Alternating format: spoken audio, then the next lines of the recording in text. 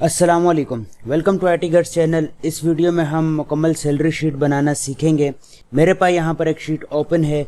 इस वीडियो में हम 3 शीट्स पर काम करेंगे, sheet 1, sheet number 2 and sheet number 3।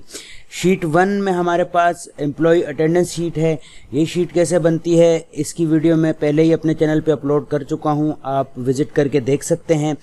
Sheet 2 में हम सैलरी शीट बनाएंगे और शीट 3 में हम एम्प्लॉय एडवांस सैलरी का रिकॉर्ड मैनेज करेंगे कि किस बंदे को किस वक्त कितनी सैलरी एडवांस में दी गई है। इस वीडियो में हम शीट 2 और शीट 3 पर वर्किंग करेंगे क्योंकि शीट 1 में पहले ही अपलोड कर चुका हूं। तो शीट 2 और शीट 3 बेसिक से कैसे बनेगी वो हम आज देखते हैं। मैंने यहाँ से एक न्यू शीट ले ली और यहाँ पर मैंने इन 3 सेल को मर्ज कर लिया। यहाँ पर मैंने लिख दिया एम्प्लॉय ID और इसको मर्ज करने के बाद मैंने लिखा एम्प्लॉय नेम और ये मर्ज करने के बाद मैंने लिख दिया डेजिग्नेशन और उसके बाद आ गया हमारे पास बेसिक सैलरी। बेसिक सैलरी के बाद हमने इनको मर्ज करके यहाँ पे वर्किंग डेज, ये वर्किंग डेज हमने जो पहले शीट बनाई हुई है शीट नंबर 1 पे एम्प्लॉय अटेंडेंस शीट, वहीं से हम लेकर आएंगे। और इसके बाद हमारे पास आ गया ओवर टाइम। ओवर टाइम के बाद हमारे पास यहाँ पर आ गया ओवर टाइम अमाउंट। अच्छा, इनको थोड़ा सा कलर दे देते हैं। मैंने यहाँ से इसको ये कलर दे दिया और इनको सेंटर कर दिया, बोल्ड कर दिया और सिलेक्ट करके फिट टू सिलेक्शन कर दिया। अच्छा, अब यहाँ पर हम ये 4 कॉलम सिलेक्ट करेंगे और इनको हमने कर दिया मर्ज। अच्छा, यहाँ पर हम पेमेंट्स का डेटा लिखेंगे, पेमेंट्स, ठीक है। अच्छा, पेमेंट्स के बाद यहाँ पर हम निकालेंगे अलाउंसेस। इसको भी मैंने 3 सेल को पकड़ के मर्ज कर दिया और अलाउंस। अच्छा, अलाउंस हमारे पास परसेंटेज में होंगे तो मैंने यहाँ पे परसेंटेज का साइन भी लगा दिया। अच्छा, यहाँ पे पहला अलाउंस मैंने लिख दिया हाउस रेंट का और दूसरा अलाउंस मैंने लिख दिया कन्वेंस का, तीसरा मेडिकल।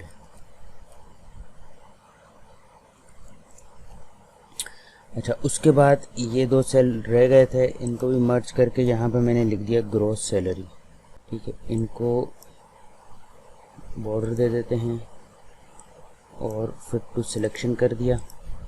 अच्छा, इस पे भी कलर दे देते हैं।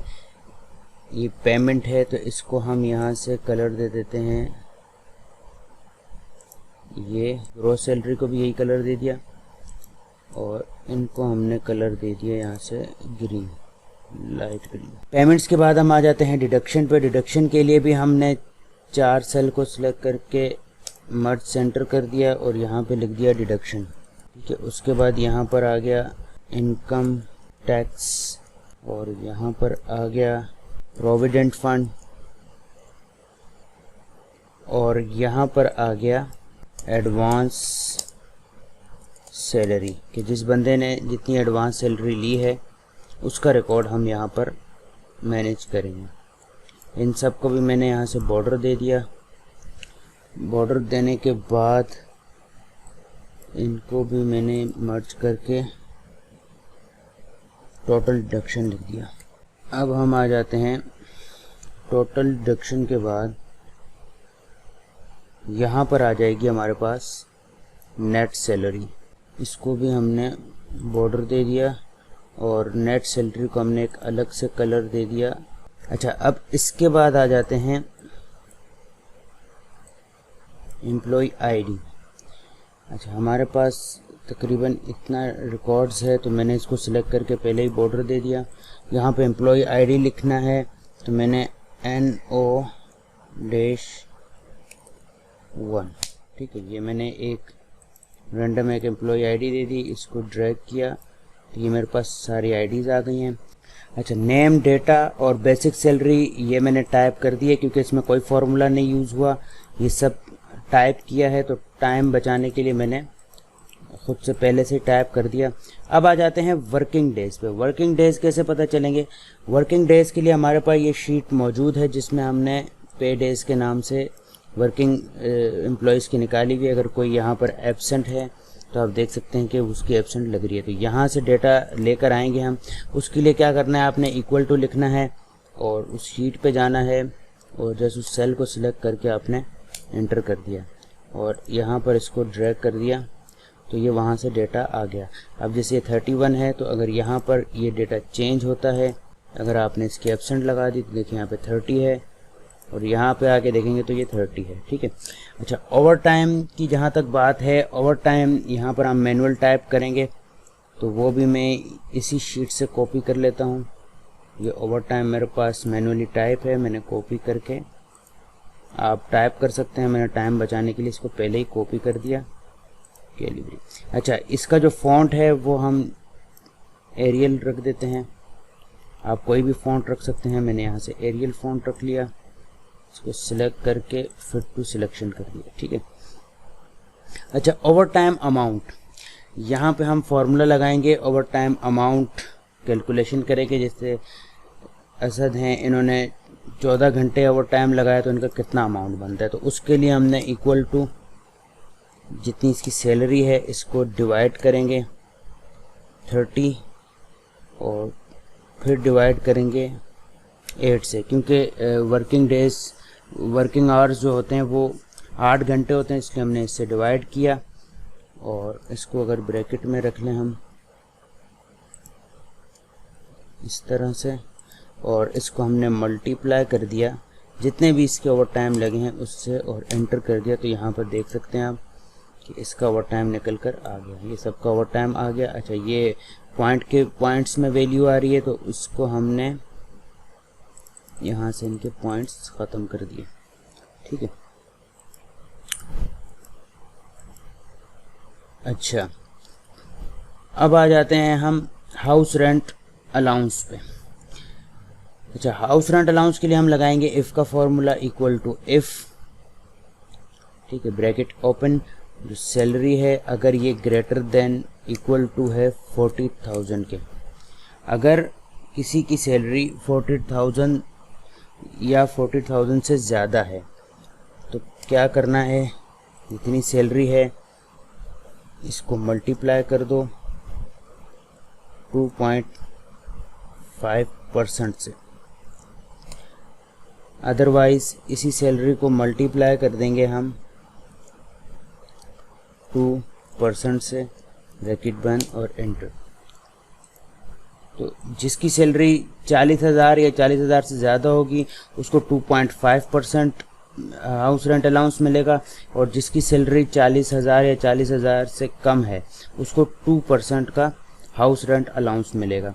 यही सेम फार्मूला हम कन्वेंस में भी लगाएंगे, इक्वल टू इफ़, और लॉजिक हमने दे दी कि अगर किसकी salary greater than equal to 40,000 है तो उसको कन्वेंस के लिए क्या मिलेगा, उसकी salary multiply by 3.5%, otherwise salary का मल्टीप्लाई बाय 3%। ये ड्रैग एंड ड्रॉप कर दिया। अब आ जाते हैं मेडिकल पे, इक्वल टू इफ़ अगर इसकी salary greater than equal to 40,000 तो इसकी सैलरी को मल्टीप्लाई कर देंगे हम 5.5%, otherwise salary multiply by 5%, enter. और इसको भी अगर ड्रैग करते हैं तो ग्रॉस सैलरी के लिए हमने क्या करना है कि इक्वल टू सम का फॉर्मूला लगाएंगे और जितने भी इसके अलाउंसेस थे उन सबको हमने सम कर दिया और इसमें प्लस कर दी हमने बेसिक सैलरी और जितने वर्किंग डेज उसने लगाए हैं वो हम यहाँ पर कैलकुलेट कर एंटर कर देंगे। तो वर्किंग डेज कैसे कैलकुलेट करेंगे, जैसे इस बंदे ने 30 दिन लगाए हैं, इसने 31, इसने 29, तो यहाँ कैसे कैलकुलेट करेंगे, डिवाइडेड बाय 30 मल्टीप्लाई बाय जितने वर्किंग डेज इसने लगाए हैं और एंटर कर देंगे। और इसको अगर ड्रैग कर देंगे तो यहाँ पर पॉइंट्स में वैल्यू आ रही है, तो पॉइंट्स हमने ख़त्म कर दिए। तो ये हमारे पास ग्रॉस सैलरी निकल कर आ गई। ठीक है, अच्छा यहाँ पर हमने फॉर्मेटिंग नहीं की थी, तो ये फॉर्मेटिंग भी हाथ के हाथ कर लेते हैं। और ये हमने फॉर्मेटिंग कर दी, ये आ गई हमारे पास, फॉर्मेटिंग कंप्लीट हो गई। अच्छा, इनकम टैक्स के लिए भी हमारे पास सेम यही फॉर्मूला लगेगा, इक्वल टू इफ़ अगर salary greater than equal to है 50,000 के।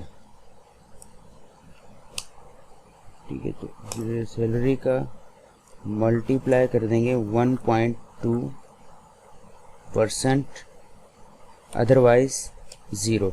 जिसकी सैलरी 50,000 से कम है उसका इनकम टैक्स नहीं कटेगा। ये हमारे पास एक डेटा आ गया है, इसमें ये अच्छा, अगर ये 0 है तो 0 हमें नहीं दिखाना, तो उसके लिए हमने यहाँ पर इसको सिलेक्ट करके जस्ट एक कॉमा लगा दिया, तो हमारे पास इस तरीके से डैश आ जाएगा। अच्छा, प्रोविडेंट फंड को हम डायरेक्ट कर लेंगे सैलरी का मल्टीप्लाई बाय 2%, तो ये सबका 2% आ जाएगा यहाँ पे। इसमें कोई कंडीशन नहीं लगाई, इसको हमने डायरेक्ट सैलरी का 2% प्रोविडेंट फंड में काट लिया। अच्छा, एडवांस सैलरी के लिए अब हमें उसका डेटा मैनेज करना, तो उसके लिए मैंने एक और शीट ले ली। इस शीट में हमें ये डेटा भी चाहिए होगा, इसके लिए मैंने ये कॉपी करके वहाँ पेस्ट कर दिया ताकि टाइम बचे। आप खुद से लिख भी सकते हैं, कॉपी पेस्ट भी कर सकते हैं, ये मैंने कॉपी कर दिया। अच्छा, नेम आ गया। अच्छा, यहाँ पर मैंने डेट लिखनी है। ठीक है, डेट पहले लिख देते हैं। मैंने इस मंथ की डेट लिख दी। ठीक है, इसकी फॉर्मेट में जाके यहाँ से या मोर नंबर्स और डेट में मैंने सिर्फ ये डेट सिलेक्ट करके ओके कर दिया। ठीक है, इसी डेट को मैंने ड्रैग एंड ड्रॉप किया जहाँ तक मुझे चाहिए ये, और ये मुझे चाहिए 31 अगस्त तक। ठीक है, और इसके बाद यहाँ पर आ गए हम, मैंने ये सिलेक्ट करके एक सेल आगे तक इसको ये दे दिया, और यहाँ पर इसको भी सिलेक्ट करके बॉर्डर लगा दिया। बॉर्डर लगाने के बाद यहाँ पर आ जाते हैं हम, और मैंने यहाँ पे लिख दिया टोटल, और इसको मैंने मर्ज कर दिया और इसको बोल्ड भी कर दिया, और यहाँ से कलर भी दे दिया, ये सेंटर में कर दिया, थोड़ा सा बड़ा कर दिया।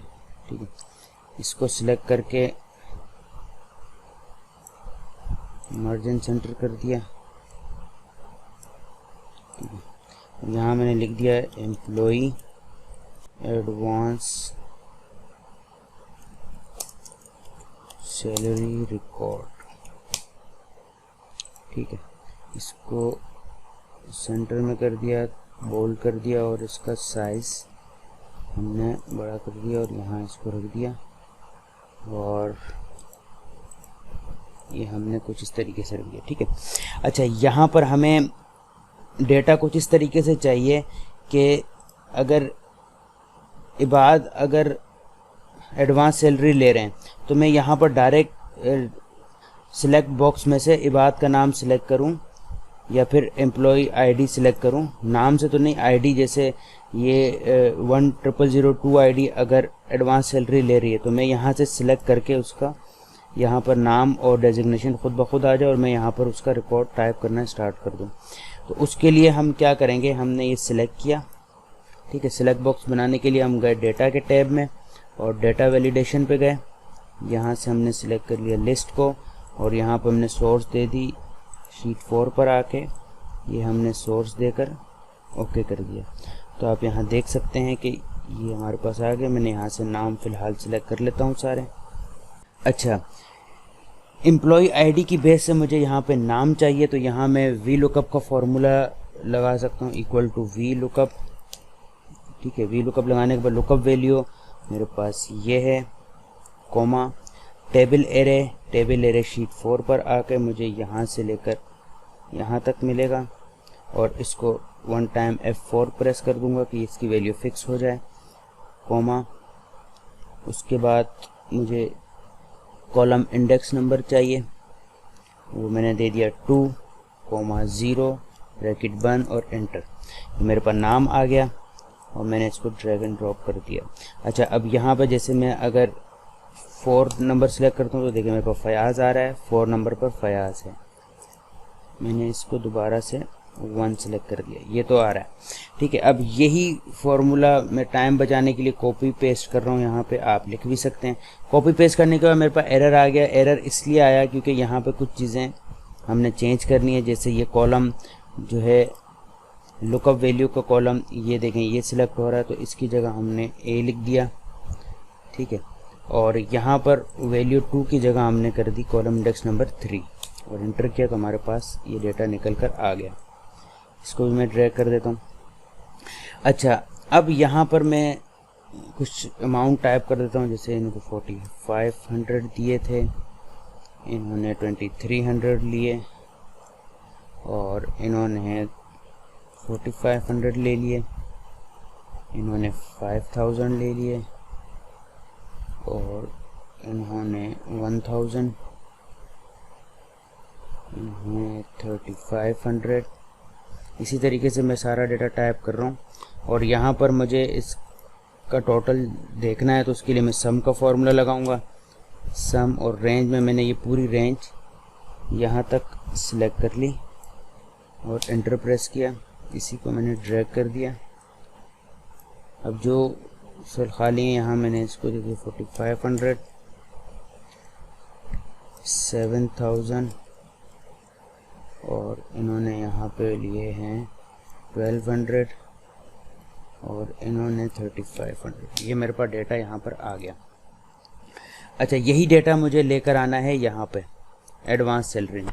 अच्छा, अब अगर आपके पास यहाँ पर सीक्वेंस बिल्कुल सेम है, जैसे आपके पास यहाँ बिल्कुल एक सीक्वेंस बिल्कुल सेम है और यहाँ पर भी आपके पास सीक्वेंस सेम है, तो उसके लिए तो बहुत इजी है यहाँ पर डेटा लेके आना। आपने क्या करना है, इक्वल टू और यहाँ पे जाके जो भी आपके पास ये है ये सेल सेलेक्ट किया और एंटर कर दिया और इसको अगर ड्रैग कर दिया तो ये आपके पास डेटा आ गया। अब देखें यहाँ पे 1000 है और मैं यहाँ पे जैसे ही यहाँ 31 को इन्होंने लिए 1200 रुपये और, तो यहाँ देखें 2200 हो गए, यहाँ पे भी 2200 हो गए। यहाँ तक तो हमारा डेटा बिल्कुल करेक्ट है। लेकिन अगर यहाँ पे सीक्वेंस चेंज है, यहाँ पे अगर सीक्वेंस चेंज हो जाता है, जैसे मैंने यहाँ पे 5 नंबर की आईडी को मैंने यहाँ पे देखो फैसल आ गया और यहाँ पे फैसल का अमाउंट क्या आ रहा है 2200 रुपये, और अगर आप यहाँ पर आके देखेंगे तो यहाँ पे फैसल का जो अमाउंट है वो 4500 आ रहा है। इस कंडीशन में हम इसको कैसे लिखेंगे, उसके लिए हम यहाँ पर इक्वल टू नहीं लगाएंगे, हम यहाँ पर लगाएंगे सम इफ़ का formula, equal to sum if का फॉर्मूला लगा लिया। इसमें रेंज मांग रहा है, रेंज हमने दे दी यहाँ से आके हमने ये पूरी रेंज दे दी, कोमा। उसके बाद ये कह रहा है कि क्राइटेरिया क्या है। क्राइटेरिया दोबारा शीट 4 पे आ गए। क्राइटेरिया ये आपने बिल्कुल फर्स्ट सेल सेलेक्ट कर लेना है, फिर कोमा। उसके बाद आपको सम की रेंज चाहिए, तो सम की रेंज के लिए आप दोबारा शीट 5 पे आएंगे और ये पूरी सम की रेंज सेलेक्ट करके वन टाइम F4 प्रेस करेंगे। और यहाँ मैंने F4 प्रेस नहीं किया था, तो यहाँ पे भी आके हम F4 और F4 प्रेस करेंगे, एंटर किया तो देखें। अच्छा, टोटल डिडक्शन के लिए हम क्या करेंगे, इक्वल टू यहाँ भी सम का फॉर्मूला लगाएंगे और डिडक्शन वाली सारी अमाउंट सेलेक्ट करके एंटर कर दिया, तो टोटल डिडक्शन हमारे पास निकल कर आ गई। अच्छा, उसके बाद हमारे पास यहाँ पर है नेट सैलरी। नेट सैलरी निकालने के लिए बहुत इजी है क्योंकि हमने सारी कैलकुलेशन पहले कर चुके हैं। तो यहाँ पे मैंने इक्वल टू इसकी ग्रॉस सैलरी में से माइनस कर देंगे टोटल डिडक्शन, एंटर। तो यहाँ पर हमारे पास नेट सैलरी आ जाएगी। अच्छा, इस वीडियो में कौन सा ऐसा पार्ट है जो आपको समझ नहीं आया वो मुझे आप कमेंट सेक्शन में बता सकते हैं। और इसके अलावा डिस्क्रिप्शन में मेरी ईमेल मेंशन है, उस पर अगर आपने कोई सवाल पूछना है या आपको किसी किस्म की कोई शीट बनवानी है या कोई भी क्वेश्चन है वो आप मुझे ईमेल में भी बता सकते हैं और कमेंट सेक्शन में भी बता सकते हैं। अगर वीडियो पसंद आए तो इसको लाइक शेयर ज़रूर कीजिएगा। मिलते हैं नेक्स्ट वीडियो में। अल्लाह हाफिज़।